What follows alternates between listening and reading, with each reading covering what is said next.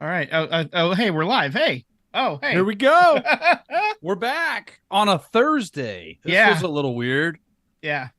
Who Life got in knows? the way there a little bit, didn't it? Yeah, damn it, Tim. Sorry, I got things Yeah, to damn do. it, Tin. Like Tim. Yeah. Damn you for Oh, I having a said it. family. I cussed. What was the record? What did I Oh, say? that was like 10 seconds in, dude. Like, You that's own the nothing. record. Oh, damn it. Vince, you're gonna have to create a spreadsheet with all of us, and Just time it out. Yeah, Yeah. see, keep track of all this. It's Mhm. like a swear jar. I did not think I was going to be the one to break the record. I thought it was going to be Sam, and here I am breaking the record. There we Well, are. I think I There you technically go. broke the record, but I kind of cheated. I just like opened the show with profanity. So Right. Yeah. That wasn't a true accidental slip or anything. You went in there with malice aforethought. I went there to be a Sour Patch Kid. Yeah, Right. I think Vince has the record of like constantly being the first one Yeah. to break it, where we thought he would be the one that would break it last. Mine right now was an oopsies. Sam's was more of a Ron Artest, a Malice in the Palace. Yeah. Malice aforethought on that one for Sam. He was ready to go. Yeah, I was ready. Well, welcome back, guys. We're doing a show on a Thursday night because Tim had some stuff going on, and we can't do the show without Tim. He is our producer, our tech guy, our editor, so he does a lot for us. So thank you, Tim. Shout out to Tim. Shout out to Tim. Yeah, Shout out thank to you Tim. to Yeah. tech. I hide from the public, all that He stuff. does. Yeah. At some point, when he's a good boy, we'll show his face. Hey, It's just a cutout of his own face. All right, let's get this show back on the tracks here. Vince, you know what to do. We're gonna start with some scores. Right. So give me some scores, and Yep, Tim, we're gonna try something a little new. Yeah, we're gonna see how this goes. Yeah, Tim's gonna pop the scores up on the screen for everybody, so everybody can play along and everybody can see how good of a reader I am. I got I got a degree in history, but can he read? Can he actually read? We're gonna find out right now. So last week on Thursday, the Cowboys beat the Seahawks 41-35, and that was a hell of a game. Actually, like, we got a good game on Thursday night. I think part of it is both teams played on Thanksgiving, so it was literally a 1 week gap for both of them. So that probably contributed at least in part to it. But yeah, that was a hell of a game. As we go on to Sunday, the Colts get the win over the Titans 31-28 in overtime. That one was kind of exciting at the end there. Falcons over the Jets in a game that was not exciting, 13-8. The Jets put some respect on that number one Falcons, okay? They're first in their division. I know, right? They're number one for now. They're number one for now. The Lions beat the Saints 33-28. That was a shootout. That was a lot of fun. That game, okay. I know we're not going to dive deep into this, but I hope Kamara had sent some money and some flowers to that line judge who he snapped his leg in half on the side there. He definitely, like, I read there was something. He did something for him. I don't know what exactly, but yeah, that poor line judge, man. That's bad. That's just... And it sucks because they're part-time, so guess what he doesn't get? Benefits or pension. Yeah. Yeah. Okay, so the Texans end the Broncos winning streak 22-17. Let's ride home. Yeah, the Chargers beat the Patriots. Excuse me, the Angels beat the Red Sox 6-0. That game, Jeez Louise, snore fest. Cardinals over the Steelers 24-10. The Commanders lose embarrassingly so to the Dolphins 45-15. The Buccaneers over the Panthers 21-18. We're going to talk about the Niners Eagles in a second. Let's keep scrolling. Browns lose to the Rams 36-19. That one wasn't even close at all. The Packers beat the Chiefs 27-19. What's going on? What's going on there? Yeah, man. Hey, man. Hey, Sam loves it. Sam got a win this week, and he didn't even play this week. Right. I know. Yeah. I didn't have a dog, and I won. There you go. The Bengals in overtime on Monday Night Football get the job done over the Jaguars 34-31. That was a pretty exciting game. Jacob Browning came to show. He showed up, man. After just how terribly he performed in the first start, they decided, you know what, we're just gonna let him rip it, just grip it and rip it, bud. You know, Yeah, man, it's a lot of fun. So let's. Hey, he's doing the F it. Jamar Chase is down there somewhere. Yeah, exactly. And that's kind of how it worked out. Jamar Chase had a couple of ones where he like, there was definitely one where he bobbled it and then like caught it in. Like I don't know, he did his own self tip drill. Yeah. So let's dive into it now. You're wearing your hat, I'm wearing my hat. The 49ers all over the Eagles, 42-19. The biggest win we got was Don the security being the hero of Philadelphia. Right. That's the biggest win we got. Everybody knows who he is now. Yeah, exactly. He was able to get Draymond Greenlaw, as you call him. Yeah. Look, we'll dive into this game, but you can admit, yes, he should not have put his hands on him, but the way it's being told, he didn't punch Draymond Greenlaw. He didn't punch Greenlaw. He didn't, erratically shove him out of the way. He just separated a fight, put the hands on Greenlaw's waist and said, "Hey, bud, chill out." Greenlaw took offense, put a finger in the face, and then it became a pissing match of words. Right. Yeah. No. He's honestly, he should only be making contact with his own players. Right. I agree with that. That's the problem. As soon as he touched Dre Greenlaw, I know I can't unsay it. I can't unsay it. Yeah, Dre Greenlaw was ready to go, and that wasn't really that much of a punch. It was more like a face wash, like you see in hockey. But to me, I don't look.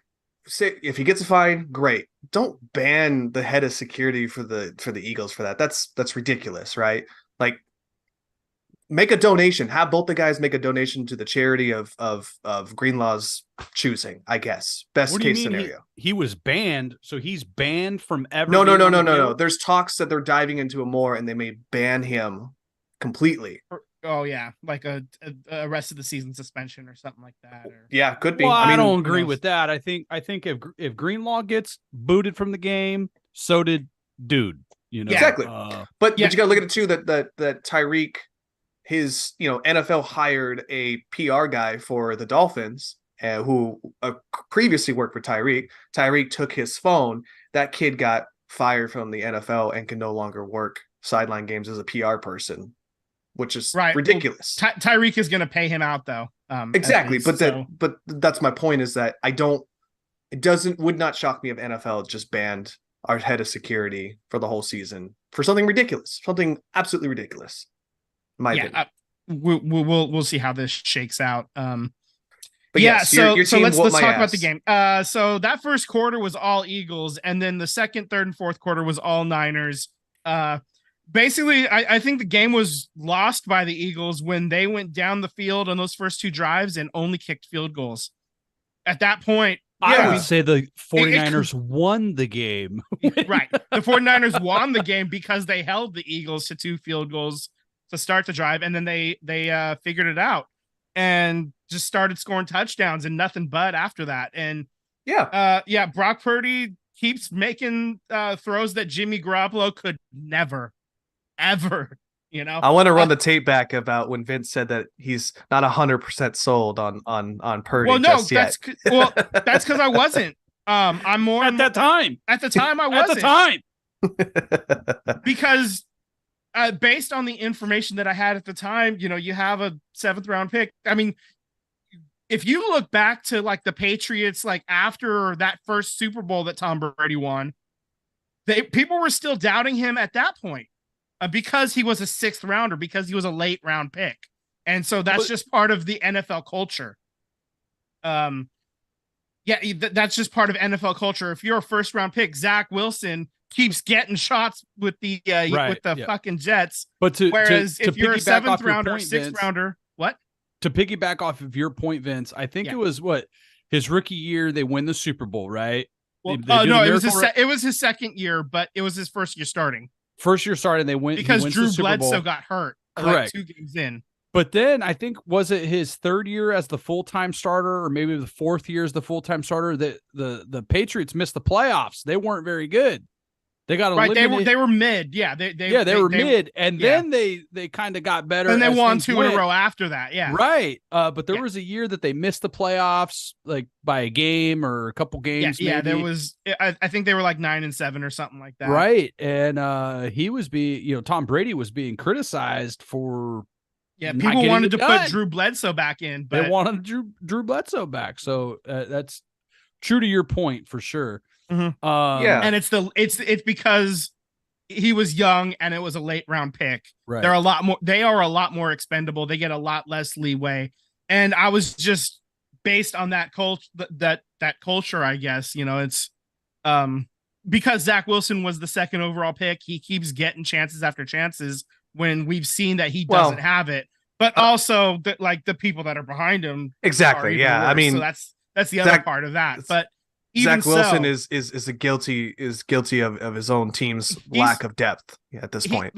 Zach Wilson is going to be a career backup if he stays any longer, and that's fine. That's whatever. That's fine. That's his thing.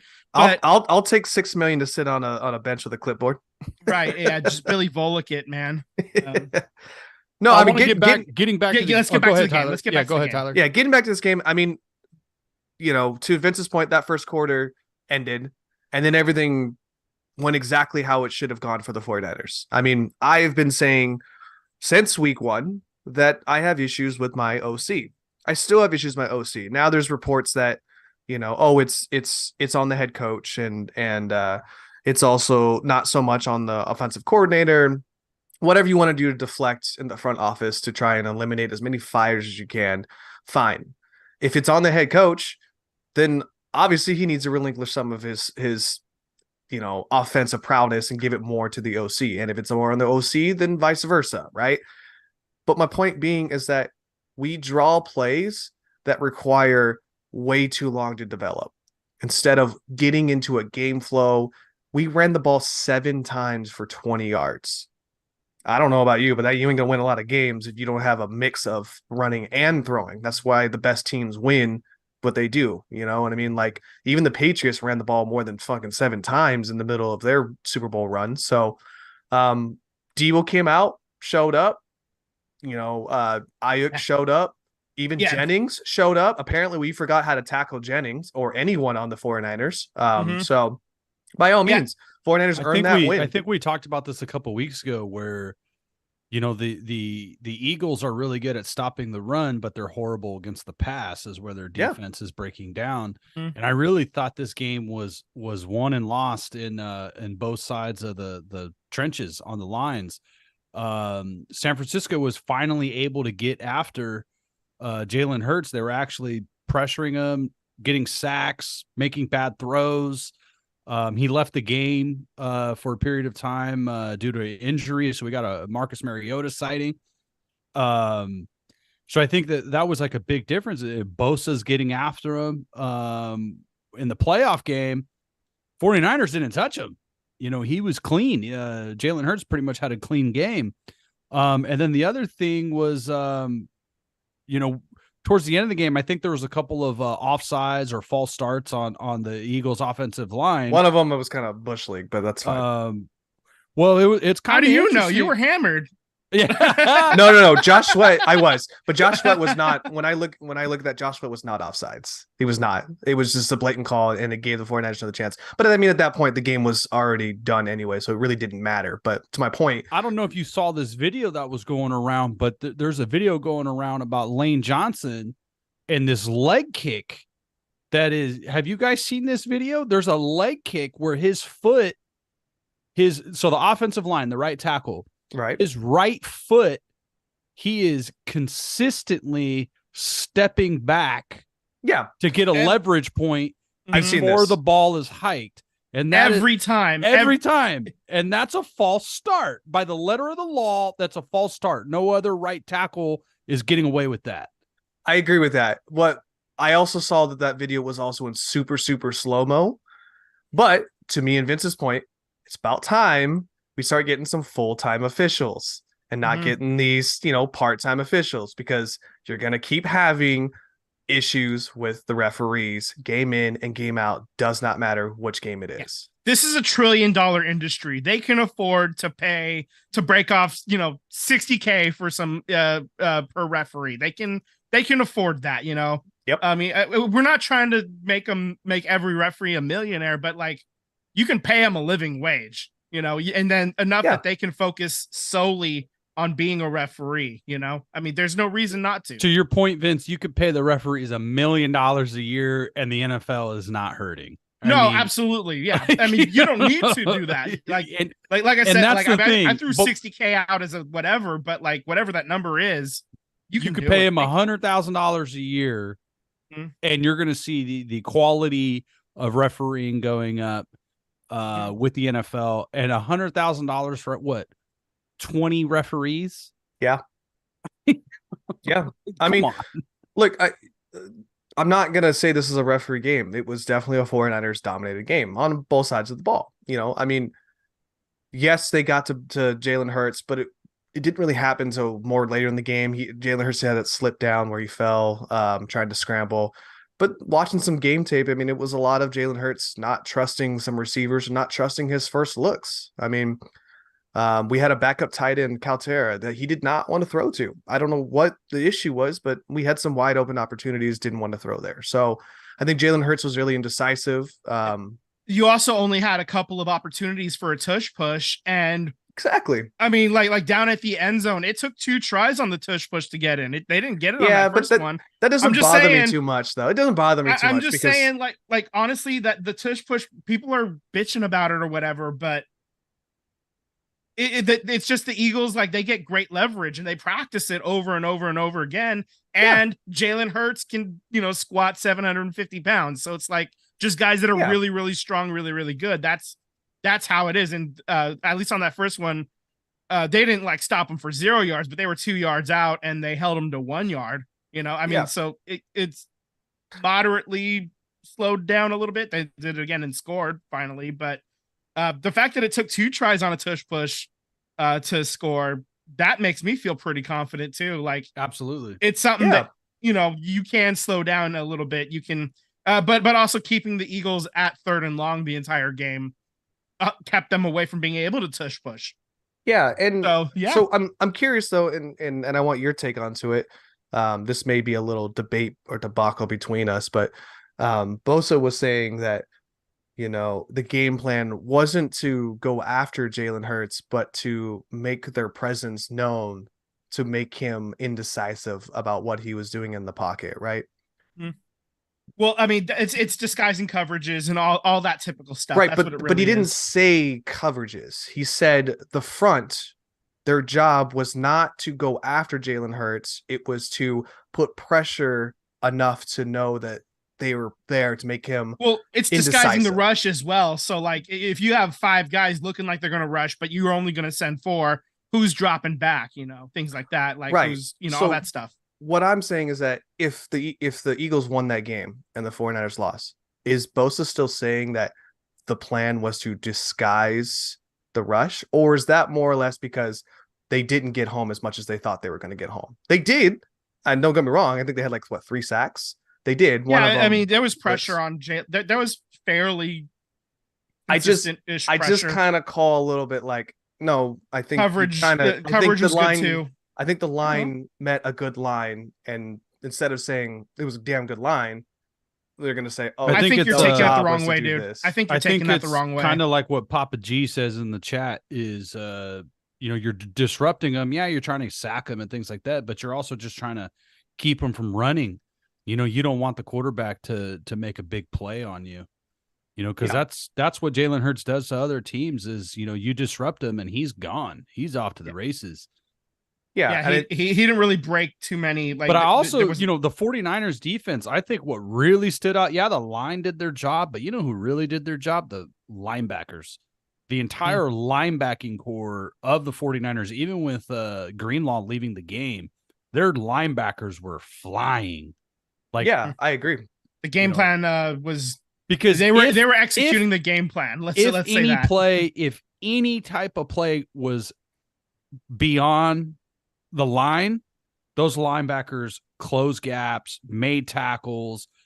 Everything was a wrap tackle, take them to the ground. There was no, there were some big hits given, but how many times do you see players, and this is across the league, you see a linebacker just go for a big hit, and you're like, just get the tackle, man, just make a solid tackle, but they're going for his shoulder, and then the guy bounces off and goes down the field for another, 10, 15 yards or whatever, and the 49ers linebackers were wrapping everything up.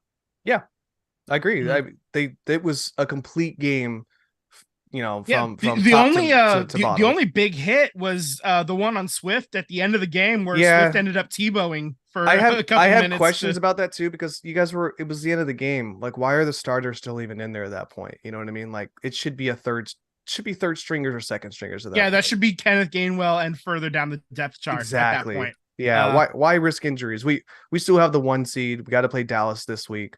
Right. Dallas is the toughest focus. game left on your schedule. After that, it's the Giants twice. You got the Seahawks. And Dallas they're not now slouches, but I mean, and if Eagles somehow, should be able to beat some way them. Dallas wins this game against the Eagles and all teams win out, 49ers got the 1 seed. Because exactly. They'll have the tiebreaker against everybody. That 1 game lead is really a half a game.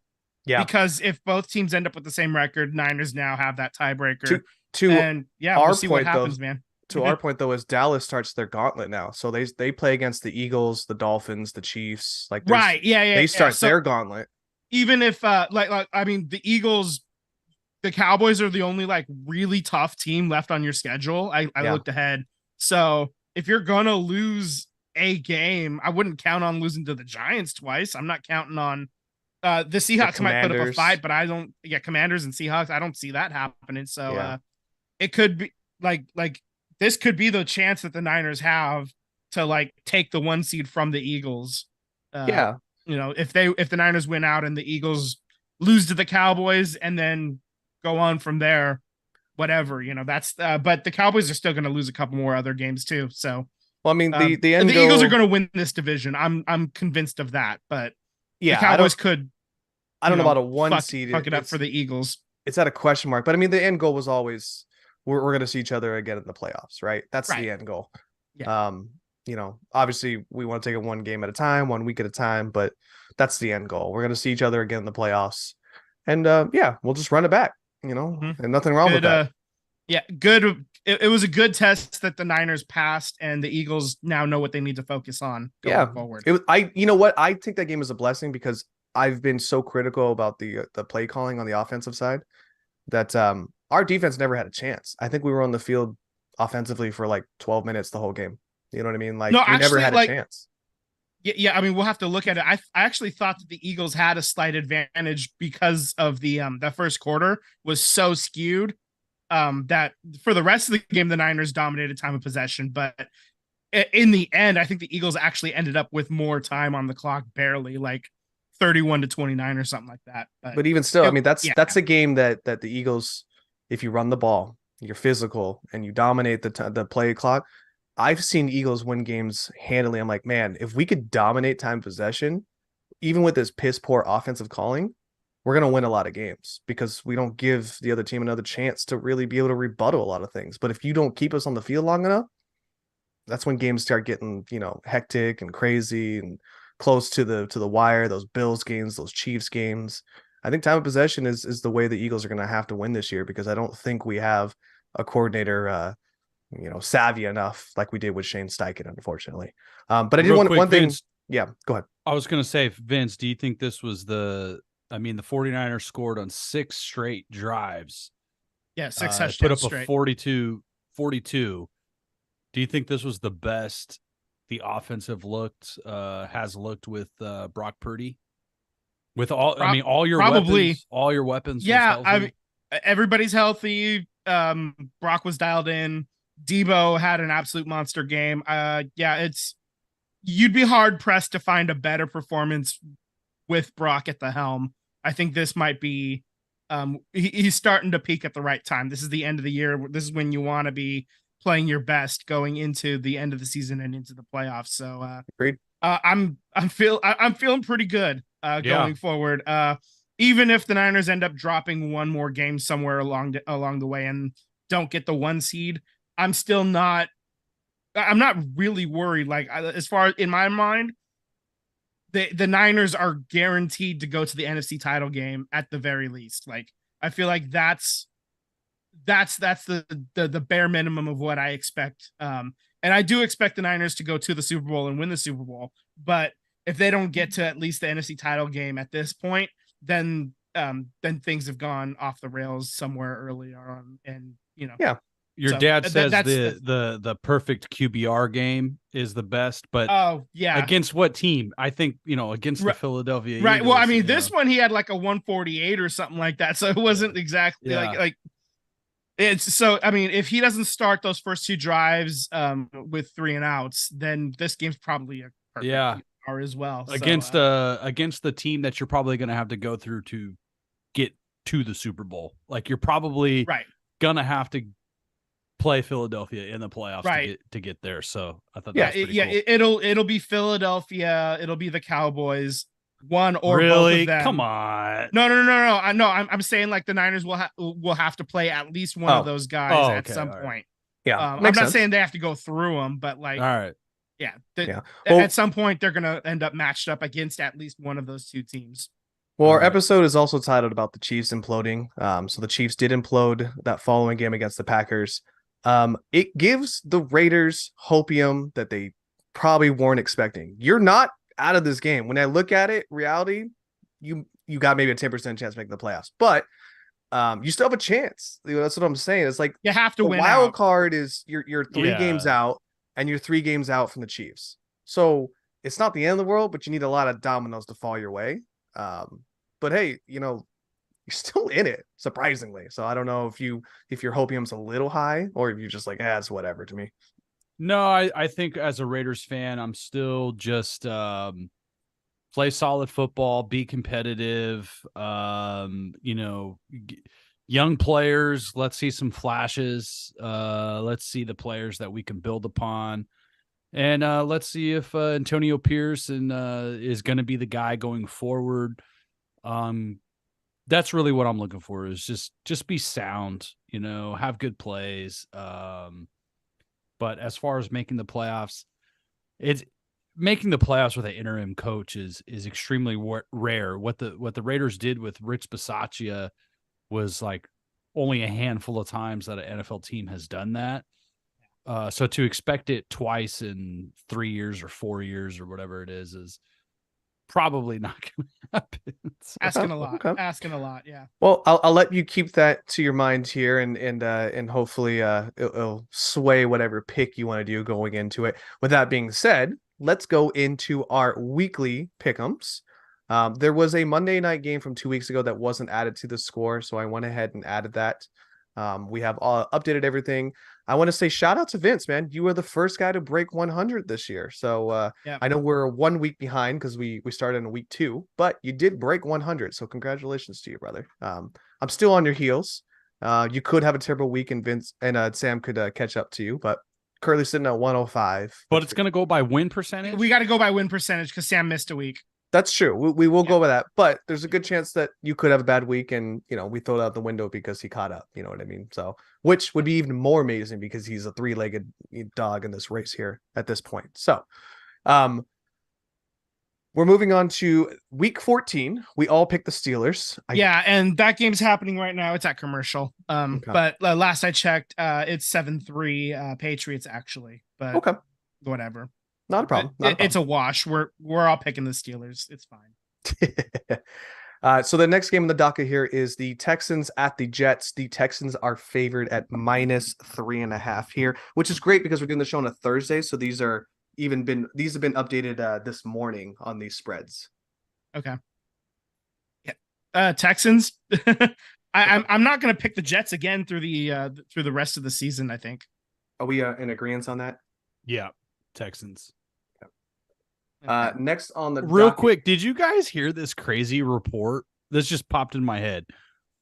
This crazy report that former Raiders GM Dave Ziegler had a trade in place to move up into the draft and take CJ Stroud. Can you imagine? Yeah, I did hear that. Yeah. And Can you then imagine? McDaniels was like, "No, we're gonna sign Jimmy." Yeah. And apparently Dave tried to like talk like, dude, this guy's gonna set the league on fire. Like he's legit. So there's a lot of information being leaked from the Ziegler camp, and he is trying to separate himself from Josh McDaniels. Yeah. And they were homies. And I think a lot of Raider fans like see that. I think we saw that in interviews because I think a lot of people thought the Dave Ziegler was clearly working for Josh McDaniels, but it's just really interesting. Like, God, can you imagine if the Raiders had CJ Stroud right now? It would be a totally different season. Oh, 100%. Yeah. 100%. I agree. All Okay. right. So Ravens. Yeah. Oh, I was Yeah. like, all right. Rams. Yeah. Rams at I'm Baltimore, Ravens also are on the minus Ravens, 6. man. Yeah.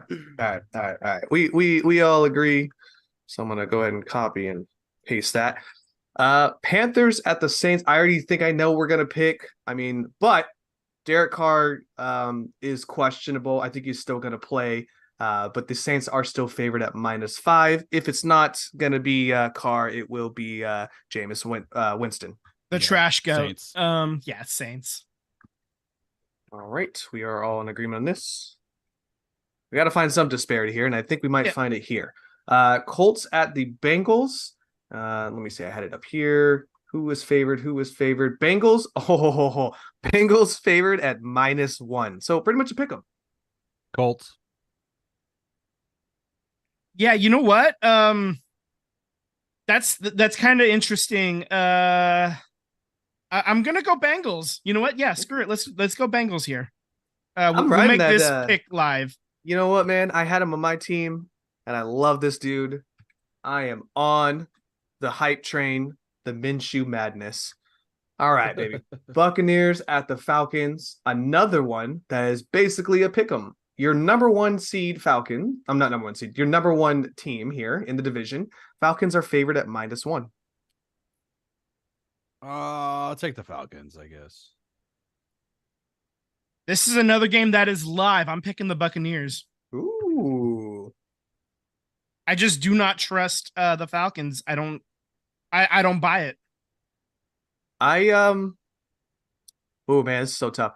I think they're gonna bring that run game into it, and I think you're gonna see a complete game. Yep, the Flackins. If I can learn how to spell. Got him. By the way, he played a bit last week, Joe Flacco, and he got him a win. He got him a win. Good for them, man. Good for them. But I am going to ride the Falcons trade on this one here. So up next on the docket, we got the Jags at the Browns. Browns are favored at -3, even without a quarterback. I'm Their taking quarterback- the Wait, Jaguars. what's the status on Trevor Lawrence? Oh, so Trevor Lawrence has a high ankle sprain. He will be out for this game. Okay, so that's Browns. why. Yeah. I'll take the Browns. Yeah, that is why the Browns are favored. But it's good because he didn't snap his ankle. So having a high ankle sprain Right. means he'll be good to go. The Jags. It's pretty either much a make the one. playoffs. It's high ankle sprains. They tend to be either really quick, like you may not even miss a game, or you're out 3. So I'm gonna go Browns. Yeah, I'm gonna go Browns too, only because you got Joe Flacco at the helms there. Okay, I forgot he was an Eagle. I forgot that even happened. I erased all of that off of my memory. Like when Sam Bradford was an Eagle, I erased that from my memory banks. Yeah. And I woke up to it. I was like, oh, this guy's in an Eagles jersey? I Oh, forgot. breaking news: the Patriots are up 14-3 on the Steelers. Ooh. I don't know what the hell's going on there. I hope Ezekiel Elliott didn't score any touchdowns because I may have talked somebody in our league to not start Ezekiel Elliott. So I'm hoping that that stays true because they don't have Ramon Stevenson right now. Ramondre Stevenson, yeah. So I'm hoping I didn't talk somebody off the ledge who's gonna curse me in the end here. Okay. Up next we have the Lions at the Bears, and the Lions are favored at -3.5. I'm just gonna go ahead and answer everyone's questions because Yeah. you already know. Mm-hmm. All right. I got one done. I Mm-hmm. feel like it's gonna be the same across the board, but I'm going to humor it. Seahawks at the 49ers. And the obviously the 49ers are favorite, but I want to know by how much. 10.5. So Yeah, that sounds about right. sound right? Sound good? Okay. Yep. We're moving on. We're on to Cincinnati. I don't know. Excuse me. Vikings at the Raiders. Obviously Vikings are favorite at -3. Justin Jefferson was a full participant today's practice. Right. I mean, if they had a game last week, he would have played last week. Yes. But because they had the bye, obviously he couldn't. Yeah, I think Justin Jefferson coming back is going to be the difference maker. I got the Vikings winning. Is your hopium high enough to just go with it, baby? Just roll with it. I'm taking the Raiders, man. They're coming off of a bye week. I got to think an extra week of practice and running plays and developing their young quarterback. You know, they're motivated, so I'm going to go with the Raiders. I got to roll with the home team. I love it. I'm actually surprised by this spread. I think you're going to pick the Chargers, and the only reason why I think you're going to pick the Chargers is because it's the lesser of two evils. If the Broncos win, then they're 2 games ahead of you. So you'd rather have the Broncos you'd rather have the Chargers who are tied with you at this point. But the Broncos are coming into LA, and the Chargers are favored at -3, which I kind of find surprising given how of a piss poor game that was in Foxborough. Yeah, I think I am going to roll with the Chargers. Herbert's playing. Yeah, he will be playing, I believe. Yeah. I think the Broncos are they're going to be a streaky team. You know, they got their hot streak. I think that's out of their system, and they're probably going to fall back to what we saw at the beginning of the year, which is a mediocre team. Okay. I love that. Yeah, it's weird because the Chargers really should be better than 5-7. And the Broncos, I think, should be worse than 6-6 or whatever they are. Yeah. So I think the Chargers do win this game. I'm going to pick the Chargers. Yeah, I think with all that talent they have there in LA, it's kind of embarrassing that they're so bad. Austin Eckler just hasn't really looked the same since the injury. But even the wide receiving cores they have, I granted one went out with the season-ending injury, but it's still a pretty talented offensive team. Well, the thing is, they drafted Quentin Johnson, bust, and and he's an absolute bust. I think we can categorically decide that. I mean, they missed out on a lot of really good receivers like Jordan Addison. Addison, Puka Nacua, even. I mean, I gave him Puka. Puka was Puka was a little bit of Puka went in the top of the second round. I mean, second round. He was a second rounder. Yeah. Yeah. So I mean, I give him Puka. I mean, Puka played where Utah or something like that, right? It wasn't like a big name school, right? Obviously a big school, but not a big name school. Nothing like Alabama or something along Georgia or something along those lines, right? Right. Yeah. Okay. Up next here, we got the Bills at the Chiefs, and wow, you guys want to wager what the favor is? I think it's Chiefs too. Okay. What are you thinking, Sam? Chiefs. It's in Kansas City. What do you think the number line is? Or wager Chiefs line by 7, -7.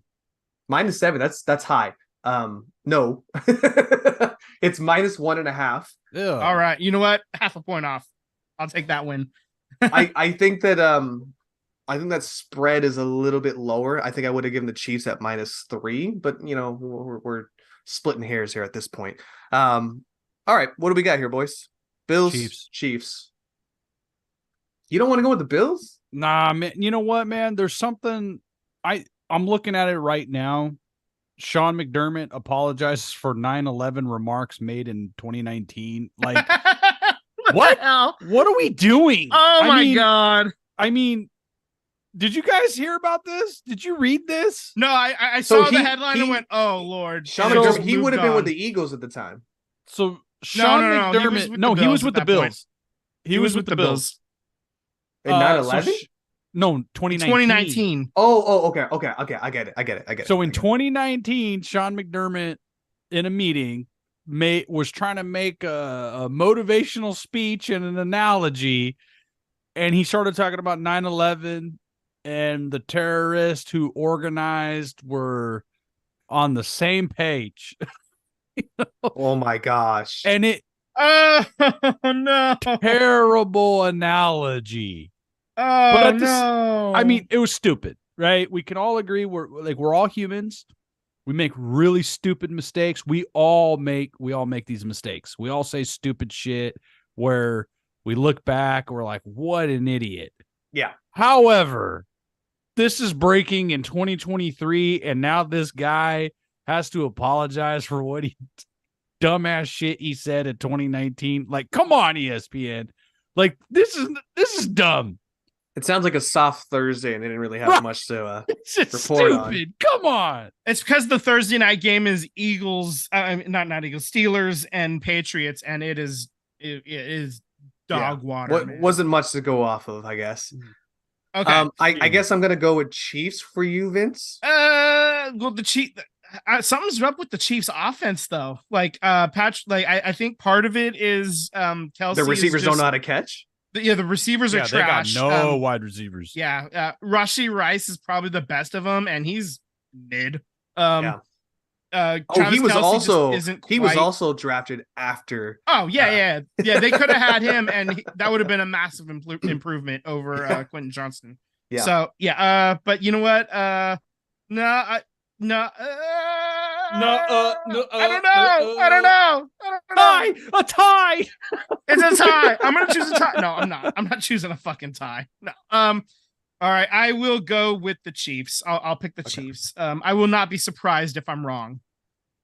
So I made a hot take, not in our group chat, in another group chat that I was in. Hold I on. said the Ravens? You're in other group chats? I'm in other group chats. What the hell? Fucking dare you cheat on us? I know.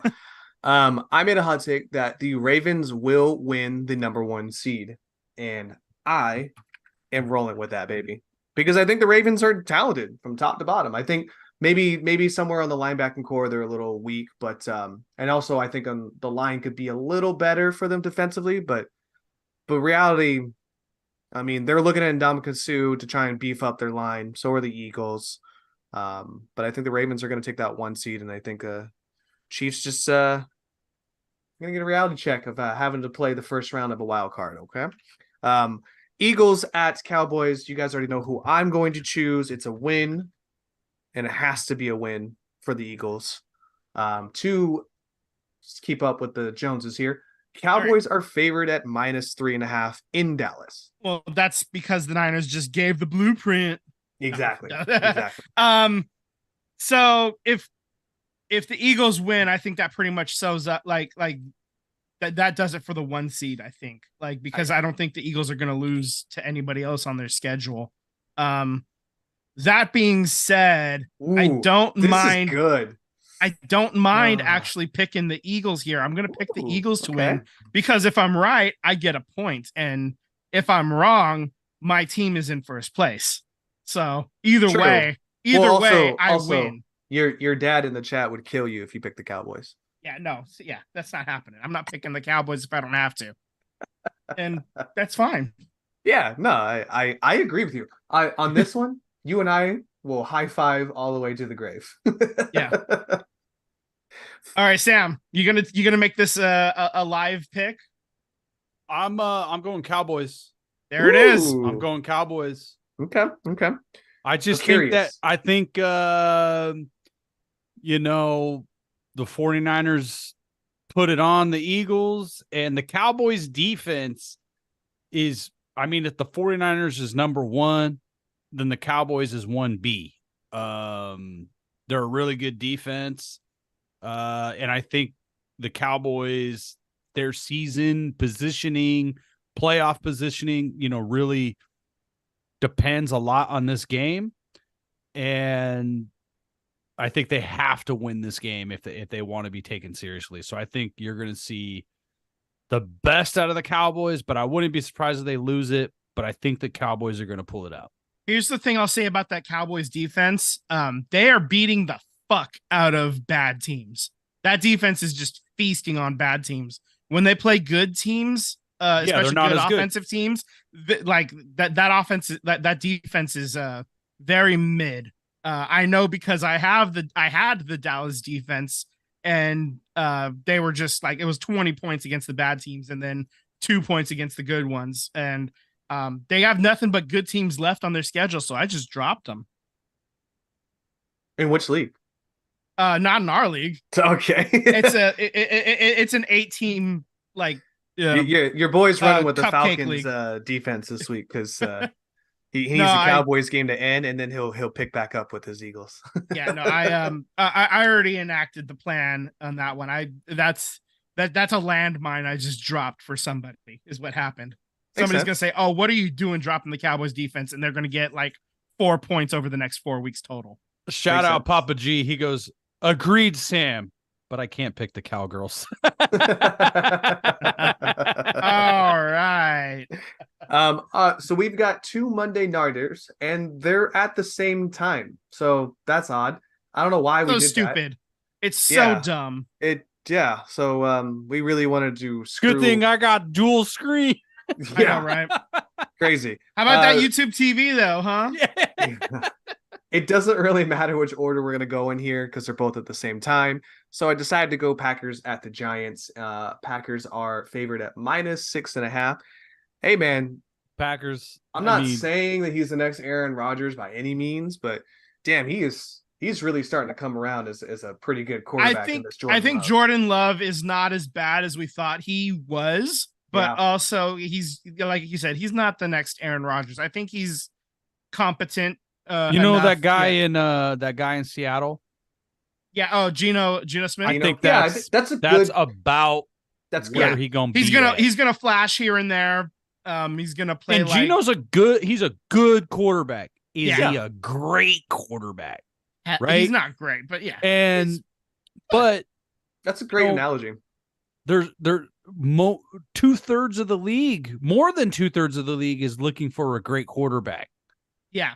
If you don't have the quarterback position solved, you don't have a franchise. Yeah. Like you don't have it. I think a good quarterback gets you at least 4 wins in a season. Not 4 extra wins on top. He's worth 4 wins above replacement if we're going to go with a baseball stat. I think a good quarterback on a WAR gives you 4 wins. Not a great. I said a good. Gets you 4 wins easily. You can chalk that down. I mean, look at the Seahawks. Look at Jordan Love. Yeah. Next on the docket here, we've got Titans at the Dolphins, and the Dolphins are favored at -13. I don't even know why I asked you guys. Just start typing. Copy paste, babe. Let's go. All right, that is the picks for the weeks. Any changes last minutes? No, I'm good. Okay. I'm in first place. Of course I'm good. Okay. Sam, any changes? Any last minute thoughts? No. Lock it. Lock it in. Locked in. Tim, play the sound effect. I want to hear a lock. Yeah, like a prison door slamming shut. Like Akon back in the day. Yeah, I want to hear that. All right. Tim, cue it right now, Tim. Come on. Drop that out of nowhere. Let's move on to basketball. The Warriors got eliminated from the in-season tournament. Ooh, 50 grand didn't go their way. Sorry. It did not. They're 9 wins and 11 losses. That's for 11th in the West. They own the last tournament game is rigged. I mean, come on. Such a fucking rigged thing. It's such bullshit. It makes my stomach turn. The league wants LeBron and the Lakers to win it. I would agree with that, given after the game with the Suns. Exactly. They just told because the uniforms, the city uniforms that LA has, they can't wear black ones. They can't wear the black ones for the in-season tournament. So stupid bullshit. Who cares? Who cares? That's the league clamping down on the Lakers. Whatever. Also, did you see the commissioner of NBA, his interview with Pat McAfee this week? No. He's Kissinger, bro. Like, somebody should have really been like, hey, cut the line, cut the feed. Like, oh, I got a bad signal. This man compared his international relationships in basketball to Henry Kissinger's international relationships with the world. He compared himself to Kissinger, bro. Oh, like he really thinks he's a war criminal. That's dude. Cool. When he said it, like the whole interview went from a really poised and calm and collective commissioner to He realized he stepped on a landmine that Kissinger planted all over the fucking Vietnam, man. He really did. Oh man, really should have. Even Pat McAfee's face was Pat McAfee's face was like Mike Myers' face when Kanye West said what he said about the Oh yeah, President yeah, Bush. yeah. Back when Kanye was insane for the right reasons. So, anyways, continue with the scores. I apologize. Okay, so they dropped the last game of the in-season tournament that they were in by 1 point to Sacramento.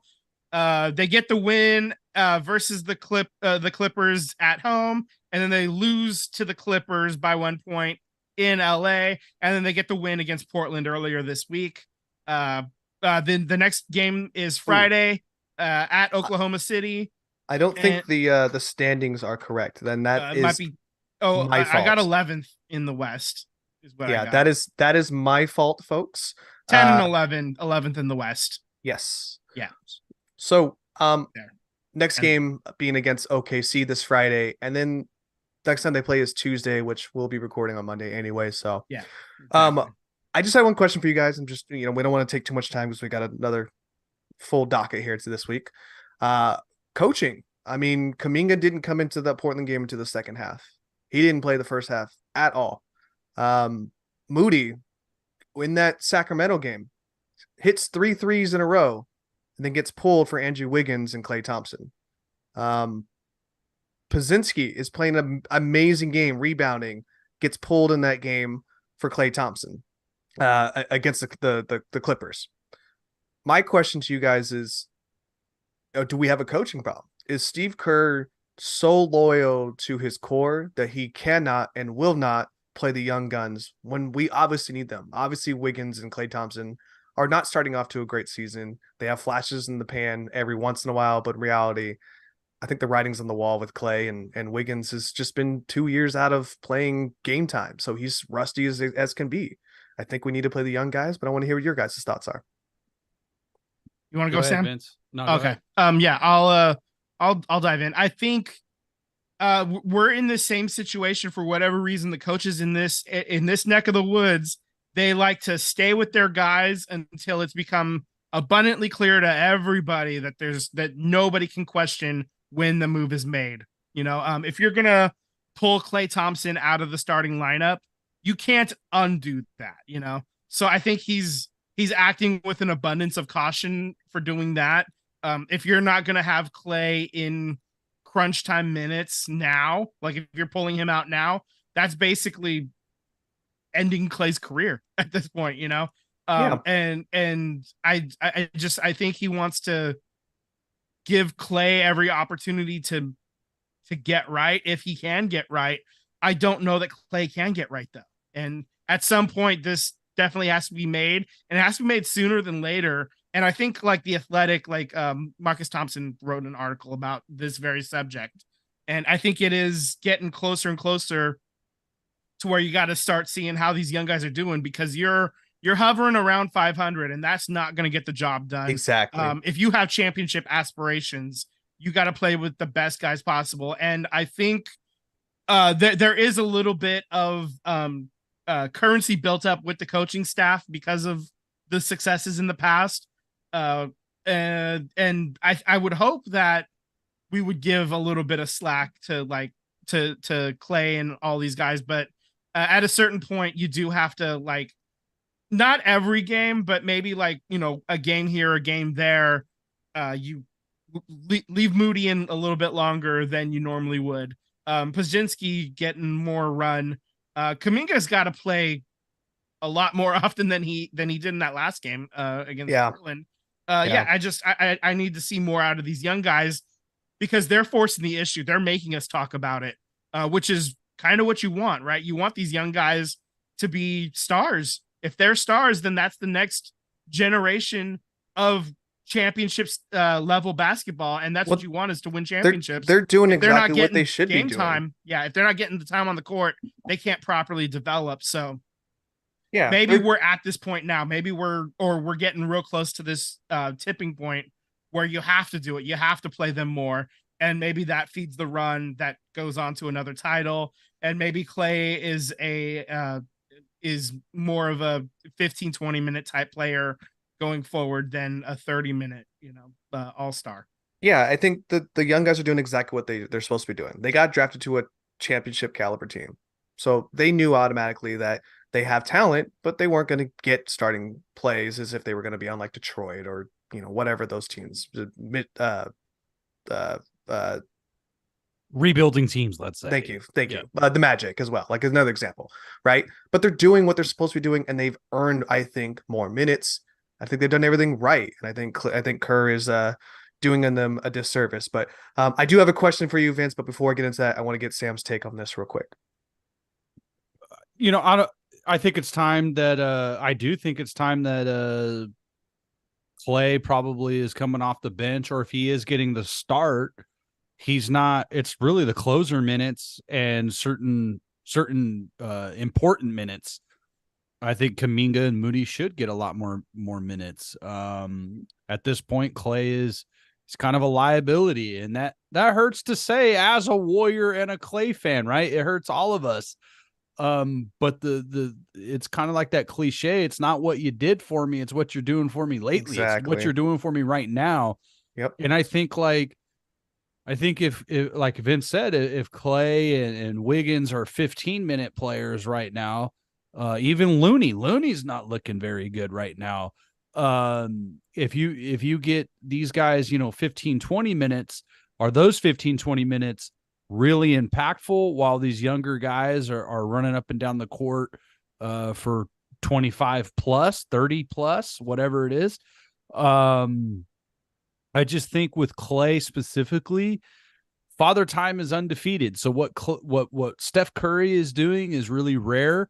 Being able to run around and shoot the ball and do the things that he's doing as he's getting older, and even what LeBron is doing, right? Like, that's really rare. LeBron's not the same, but to perform at the level that he is right now at the age that he's at is extremely rare for any sport.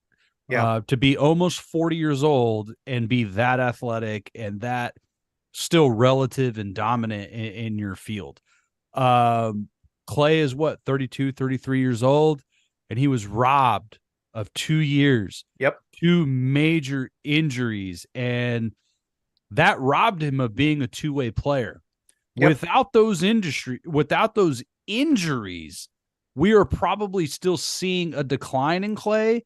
Maybe not this steep, but we're probably still seeing a decline. As far as Andrew Wiggins, I don't know what's going on. I heard a report from people Marcus Thompson III, I believe, wrote an article about this in the Athletic about how much weight he has lost, his inability to lift weights to keep that strength. Apparently, he had a pretty severe wrist injury during the playoffs. The Warriors. No, it's a rib injury. He broke a rib. There was a wrist injury that I read about that he wasn't able to lift. Like, he's not able to lift weights because of his wrist injury. Okay. So maybe that's a factor, but he does not look the same. I think I said this at the beginning of the season. I was like, man, Wiggins looks really small in comparison to the year before. Because the year before he looked pretty big when he got off to a great start. I do think it's time, though, you got to start playing the younger guys, because being 10 and 11, hovering around 500 is not going to be good enough.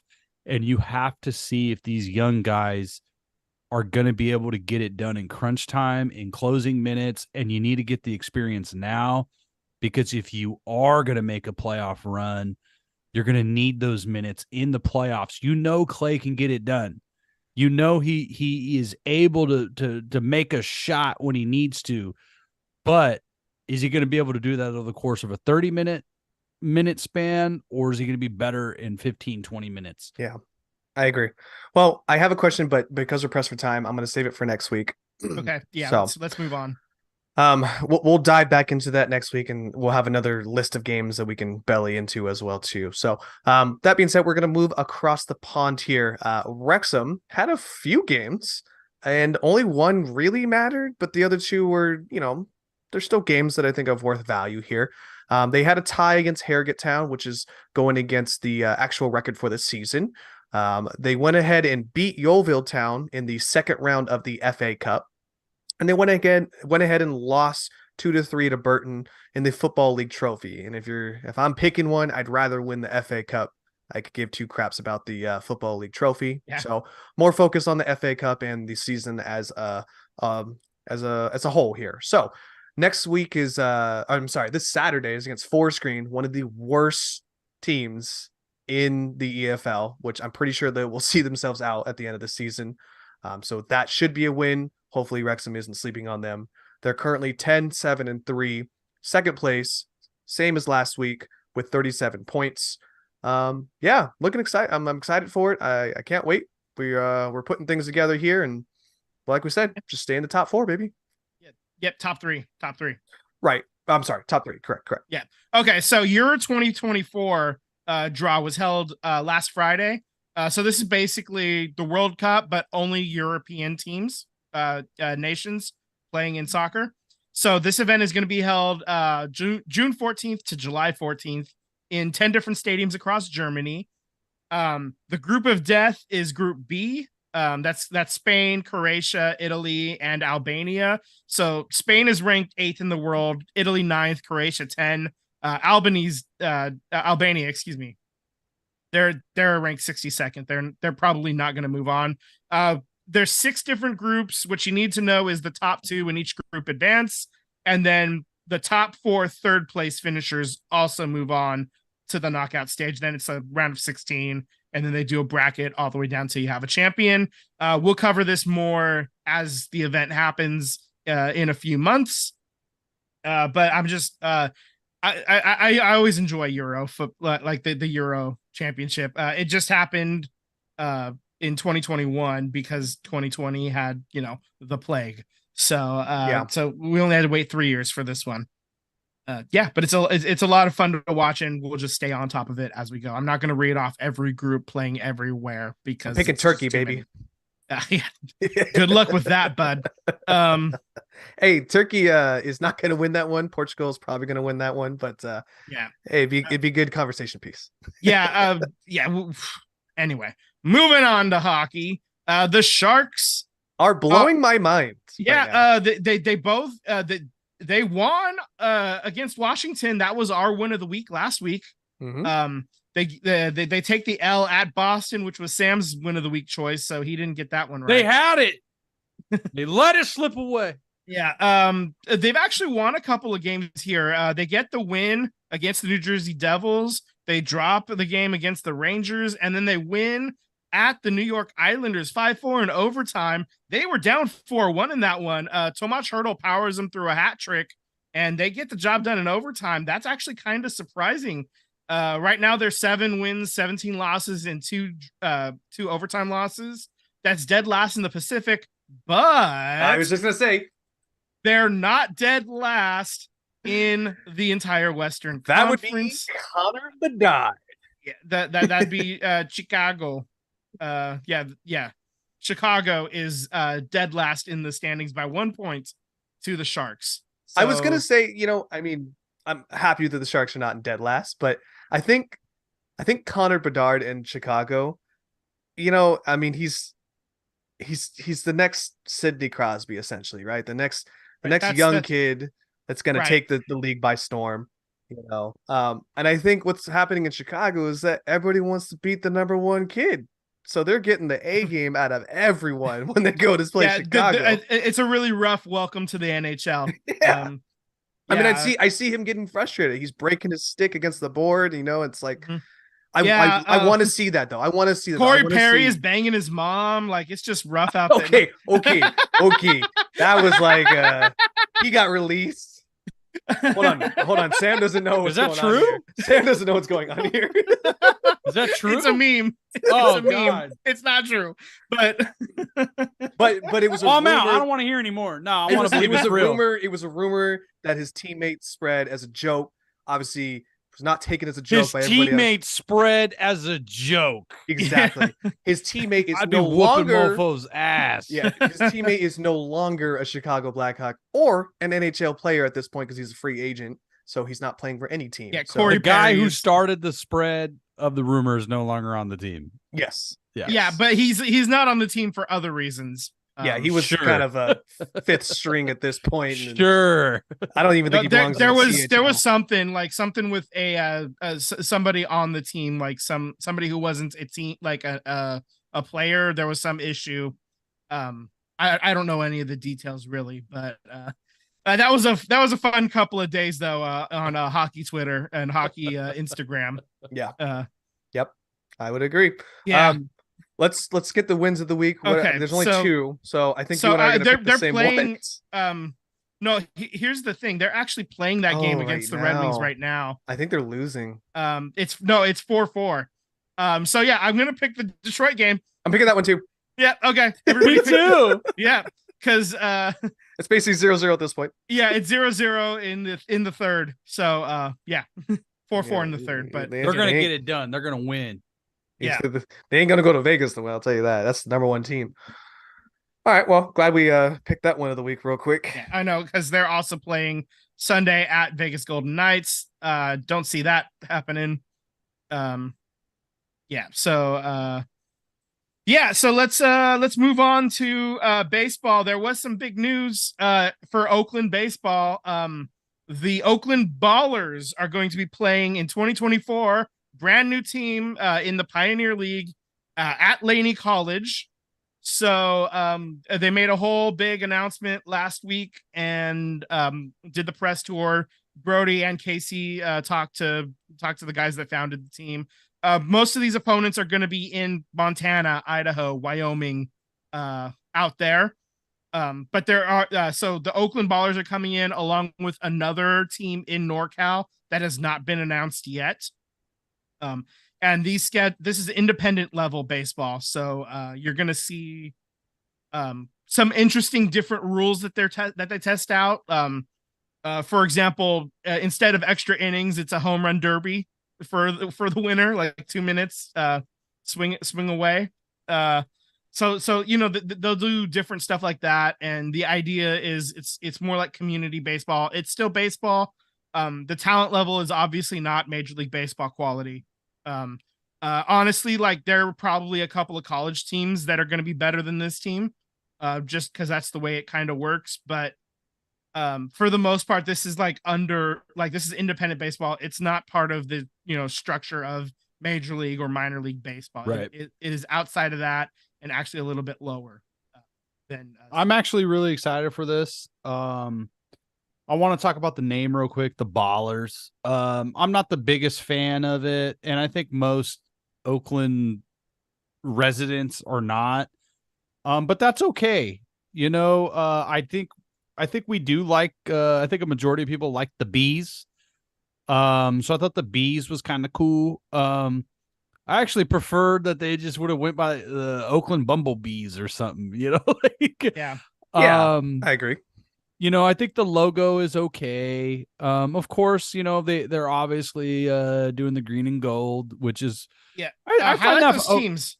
I highlight find that those to be teams. okay. I just want to show this is Montana, Idaho. I Missoula, will say Montana. this is now called the Powderheads right here, and big fan of that. Yeah, they're Ogden, in Utah, Missouri or Missoula.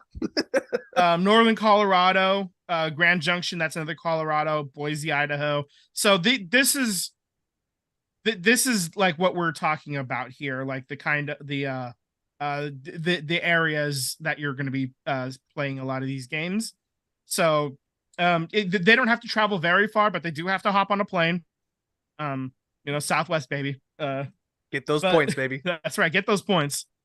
But yeah, so that's kind of an idea.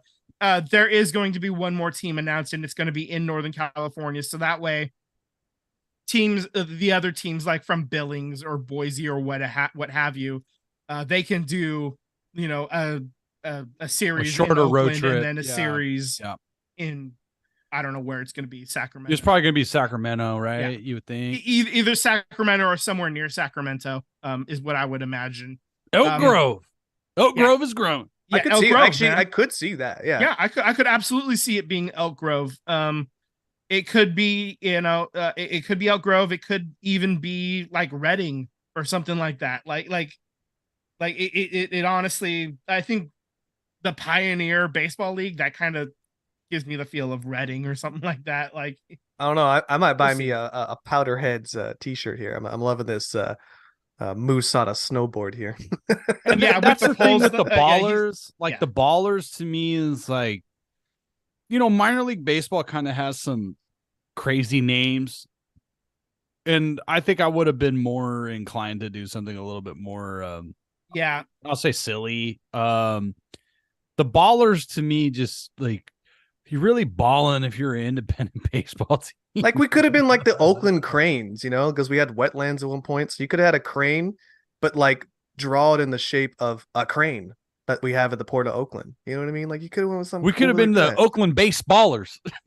yeah, I don't love the name, but I mean that's not going to affect how I feel about this. This is not a replacement for the A's. No. But they are a partner with the MLB. It is a partner. The league is a partner of MLB. But you know what? I signed up for their list to find out about season tickets. I can't imagine that the season ticket package at Laney College is going to cost a whole lot of money.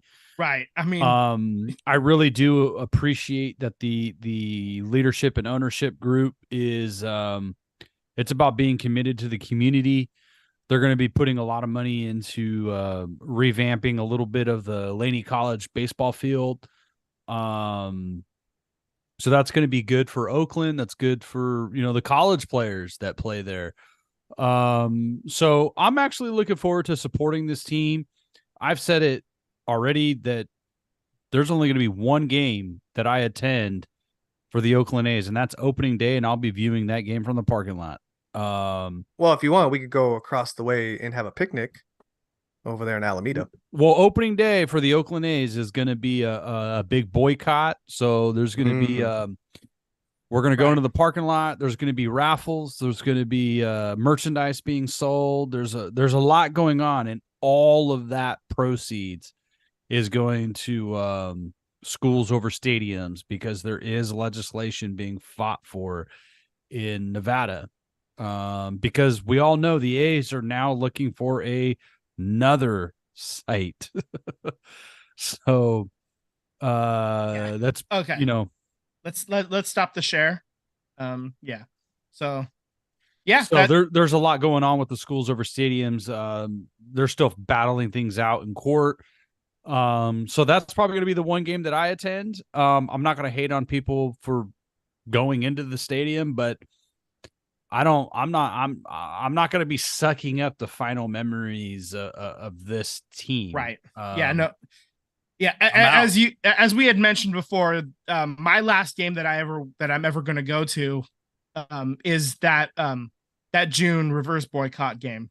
Shout out to Vince's grandpa because I got to go to Vince's grandpa. So right, yeah, no, we had I told the story before. We had the cardboard cutout of grandpa that we had for the 2020 season. We had actually my grandpa had died. We buried him that day, and so that was we got grandpa one last W, and yep, that's basically perfect for my story as an A's fan. That's the perfect way to end that time of my life, and I'm done. I've let go. I've given away most of my A's stuff. The only thing I'm only keeping a couple of things, like I'm keeping a Ricky bobblehead because Ricky was my favorite player growing up. One of my friends made like a wood burned like A's elephant logo. I'm gonna keep that because it was a gift from a friend that was handmade. Nice. And I'm keeping a Star Wars A's blanket because it's a blanket and it's Star Wars, and that's sort of a tribute like that. So like those are the only three things that I'm gonna keep that are A's stuff, and I'm looking at two of them right now. They're right over my shoulder, like not up here, but they're like over off to the side. So well, let's look at real quick at some people who are not keeping things and they're trading things. That's right. Go ahead and hit me with this hot stove, and then we'll right. talk about the new hire here. All right. Well, I mean, it kind of falls in there anyway. So, left-handed pitcher Eduardo Rodriguez going to Arizona for 4 years and $80 million. This is the big one.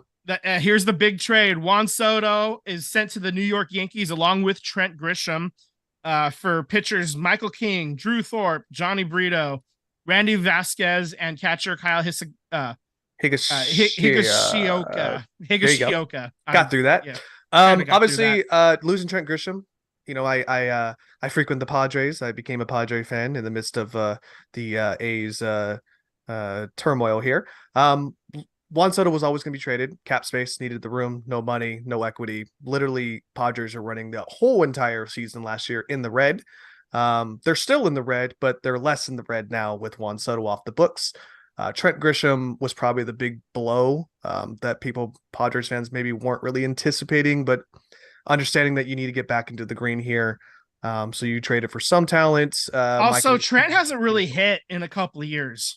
No, if we're I being agree. honest, you know, I agree, but he's he's kind of like a the defensive standout. But yeah, he's like the Pence to the Giants in the sense of just a fan favorite, man. Just the love, you know. Mhm. So I think that's a big blow to San Diego fans, but they understand the situation of what is happening. Their owner just passed away. We're under new management. Got to get ourselves in the green here. So, Gabe okay. Kapler. Yeah, Gabe Kapler is now the assistant general manager of the Miami Marlins. Honestly, he probably should have been just based on like how like, you know, focused into the sabermetrics and everything, like the advanced stats and everything. Just being a nerd, that's probably where he should have gone instead of being a manager. He probably is going to find a little bit more success in that type of a role, I would think. I don't know how much more success. It's also Miami, so we'll see, man. I don't know. Yep. But managing from a calculator will not lead to wins. Yeah, absolutely. I mean, you're managing from a freaking spreadsheet. It's boring baseball. It sucks. It's crazy that, like, as an A's fan, the whole Moneyball thing, when I was a kid, I was a huge fan of it. Now, as an adult, it's awful. It's awful baseball. It's terrible. Yep. Yeah, it only works when you're the only one doing it. Right. You know, then it's novel and inventive and you're, you know, going against the grain. But as soon as everybody got their own like fucking bean counters, you know, their own, you know, nerds up in the box, as soon as that happened, you know, it's just not exciting. And that's why they changed a lot. They had all these rule changes implemented to try to counteract some of this boring baseball. And wouldn't you know it, the numbers were up in general, not us for here in Oakland. We weren't really like enthralled with baseball, but that's in spite of, you know, like we had other things going on, but like across the nation, viewership is up, attendance was up, the games were quicker. Just like excitement, steals were up big. I mean, yeah. So like all these things that they tried to do to make baseball more fun, more exciting, less boring. By and large, they all worked. No shift. You know, suddenly left-handed hitters could actually get a singles. base hit. You know, Yeah. So, I mean, I agree. yeah. I agree. Yeah, it's time to. We're running way late this week, so let's hold sew on, this bad guys. boy up. I got a okay. 1 hour monologue. Yeah. Okay. No, I'm No. just kidding. Okay. No, I'm starving. Yeah, So me too. It's time to eat. wrap this up. Yeah. Go ahead and send us off here, Sam. All righty, everybody. Thank you so much for joining us tonight. I know it was a Thursday night. We'll be back on Monday to our normal scheduled hour of sports talk. You're listening to the SVT Sports Podcast. Subscribe to us on YouTube and hit the bell to get alerts when we go live. Follow us on Instagram and Threads at SVT Sports Pod. Slide into our DMs, and we would love to interact with you. All right. Go get some Nice, food, guys. guys. Nice, guys. Have a good night, guys. Good night. You get food. You get food.